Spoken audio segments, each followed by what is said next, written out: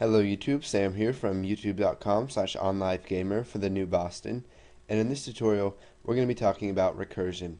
Now what recursion is it's basically a sub or a function calling itself over and over again.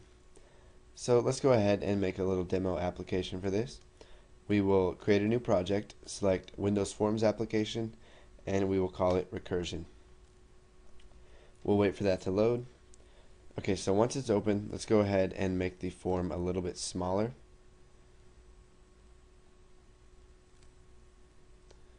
And we will come into our toolbox and we'll add a button and a text box.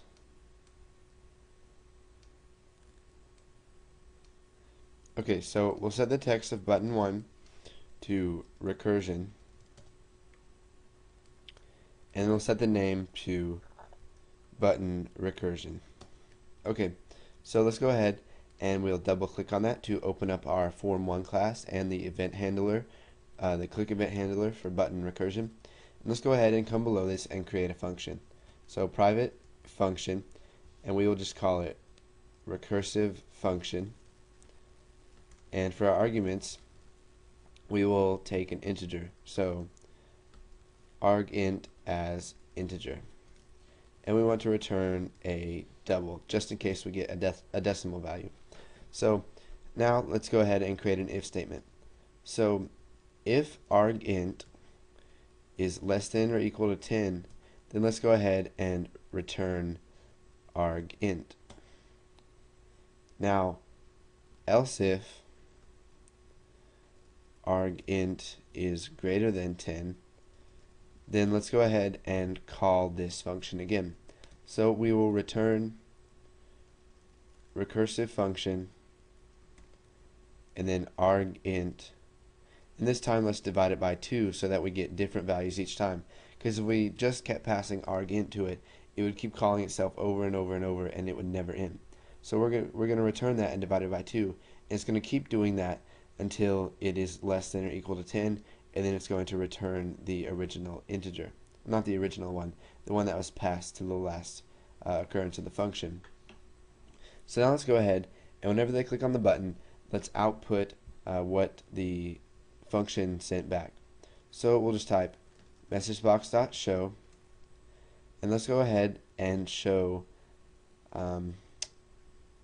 recursive function, and then we want to convert, so convert.toInt32, and we want to use what's in textbox1.text. So this is all one statement right here. We're calling recursive function, and the argument that we're passing to it is the stuff in textbox1.text, and it's converted to an integer. So let's go ahead and add one more parentheses to finish this off. And let's go ahead and run this and see what we get. Let's see here.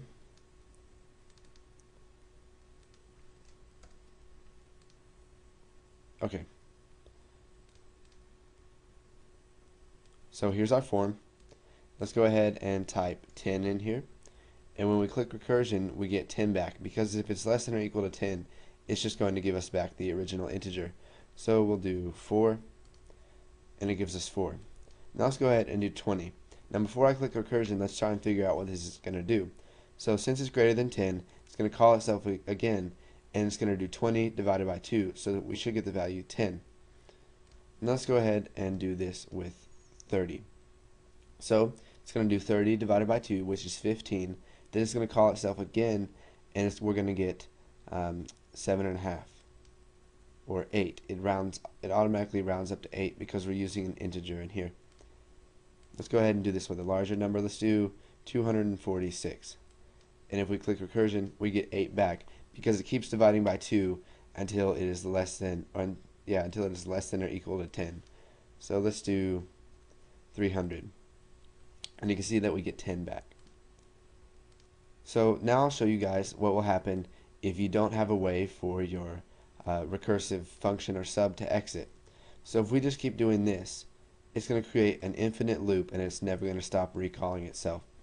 So we'll just do 23, and you can see that the program freezes up because we've created an infinite loop, and we'll go ahead and have to stop it right there. So make sure that when you're using recursion, you always want to have a way for your function or your sub to exit, or else you'll create loops that are infinite and it will crash your program. So thanks for watching, guys. Practice a little bit with recursion, and then once you've got that down, I know it's kind of a hard concept to grasp, but once you've got that down, go ahead and move on to the next tutorial.